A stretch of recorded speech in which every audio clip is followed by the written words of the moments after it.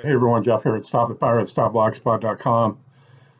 The thing is you're actually worth more dead than alive, or debt than alive. The Social Security number on the front of your Social Security card is assigned to the debtor or the straw man, your name in all capital letters. And the red number on the back of your card is your exempt priority prepaid account number and is assigned to one of the 12 Federal Reserve banks, designated by the letter in front of the number, which are 12 letters and 8 numbers after the letter. And each letter corresponds to one of the 12 Federal Reserve banks in the Federal Reserve System. These are not government banks. These are privately owned corporations. There's Federal Reserve.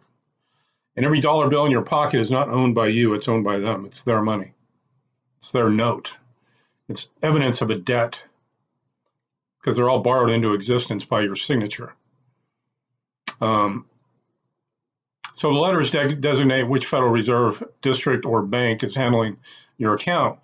The 8-digit number is your account number.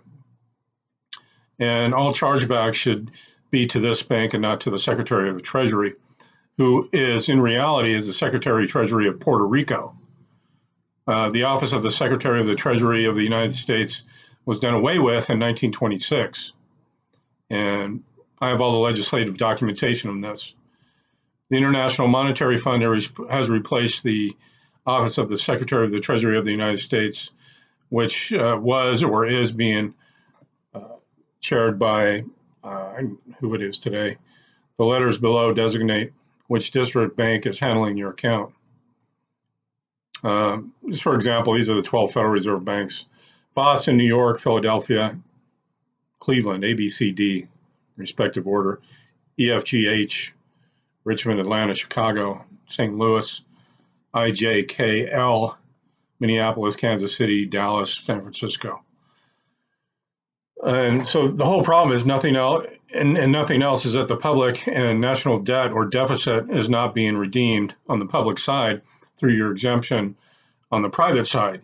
This is the reason we have runaway inflation and wars in the public realm. And what does that mean? It means basically instead of using your priority exemption account at the Federal Reserve Bank and discharging this debt or setting it off, we're actually producing more debt by working for Federal Reserve notes and then using our labor to what we think is pay off the debt, but they're never actually paid off. In fact, there was no debt.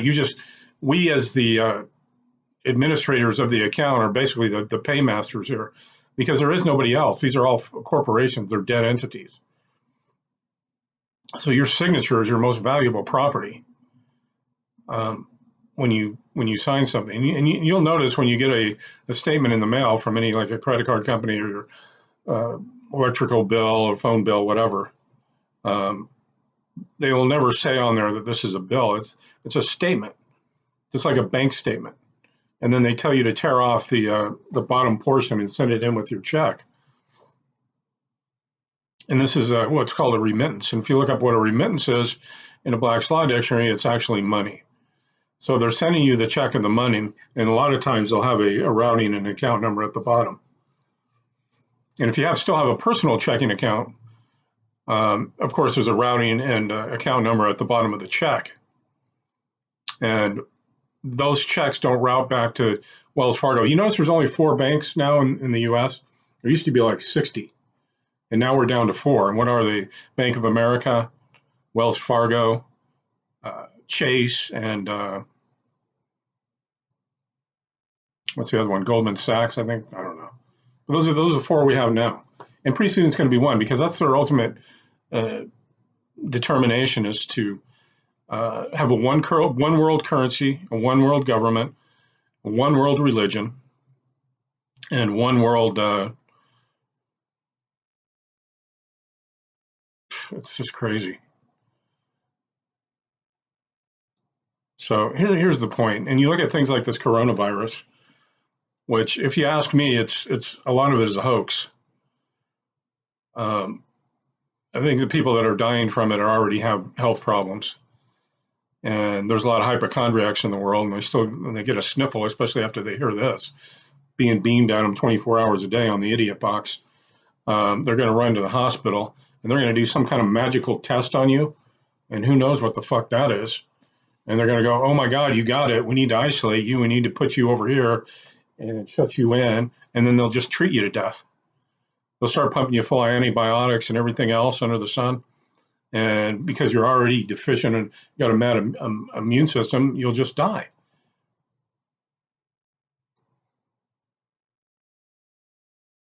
I don't know.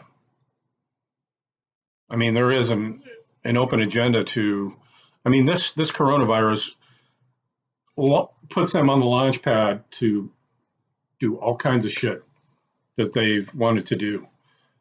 Depopulate the planet, bring in martial law. I mean, we're already under martial rule. And like I say here, when you eliminate the debtor, you eliminate the debt.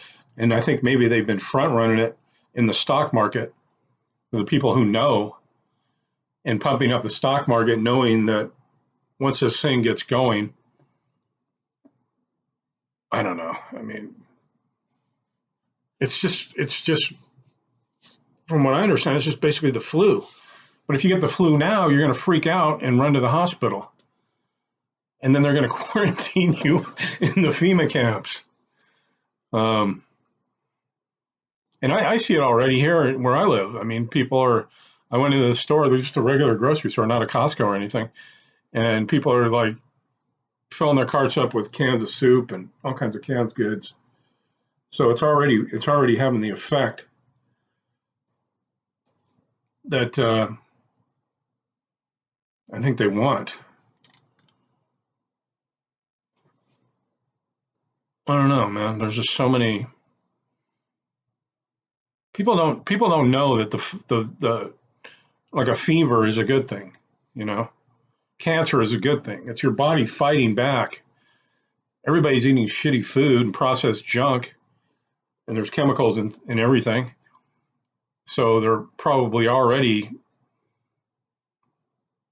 immune deficient. And that's not to mention if you got any kind of like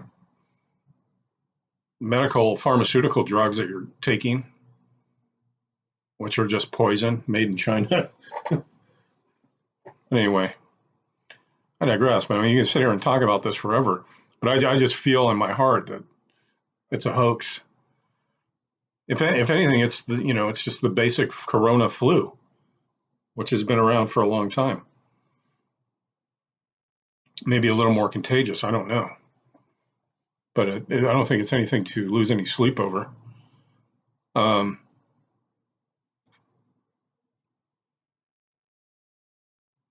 Yeah. So if they eliminate, I mean, I was listening to a radio show this morning, and this guy said, I'm not going to mention who it is, but you guys can probably figure it out. But the biggest blowhard on the radio, that the U.S. military expects, I don't know, 3 million people to die by this summer. That's crazy. So if you get the flu and you rush down to the hospital, they're going to do some kind of magical test on you, tell you have coronavirus, and they're not going to let you go home or anything. They're going to put you on the truck and send you into the camp and treat you to death. I don't know. Maybe they won't. Or this whole thing could just go away tomorrow. But the reason wars are fought is to kill or execute people to cancel the debt. You'll find out under Title 12, Section 1811, Section 3104, look them up. Insurance of deposits, every demand deposit account, including checking, savings, and credit card accounts, are insured under the FDIA, Federal Deposit Insurance Act, through FDIC, the Federal Depository Insurance Corporation, Title 12, Section 1811A. When they execute the debtor, they eliminate the debt. And they also carry insurance policies on all their chattel debt slaves. So they collect the insurance money as well. So you're actually worth more dead than alive. Why do you think the police are so quick to kill and shoot people? This executes and eliminates both the debtor and the debt in one swift execution. Go to stopthepirates.blogspot.com. Thanks.